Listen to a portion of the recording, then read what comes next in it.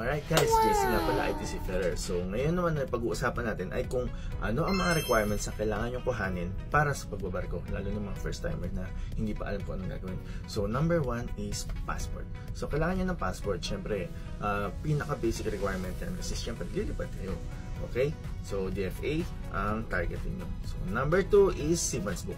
Bakit? Siyempre, passes natin yan. Lahat ng seafarers ay mayroong Seaman's Book. So, paano kumuha yan? Unang-una, kumuha ka ng basic training. So, may mga couple of companies sa Manila. So, sa Manila kasi ako kumukuha na pwede nyo pagkuhanan ng basic training or ng SOLAS. Okay? So, number 3 is COE and resume. So, syempre, kailangan nyo ng katibayan na nakapagtrabaho kayo. Most of the time, 1 to 2 years of experience ang hinahanap ng mga companies na nag-hire para sa cruise ship. Okay? And lastly, kailangan nyo ng prayers. So, don't forget to pray para i-guide kayo ni God.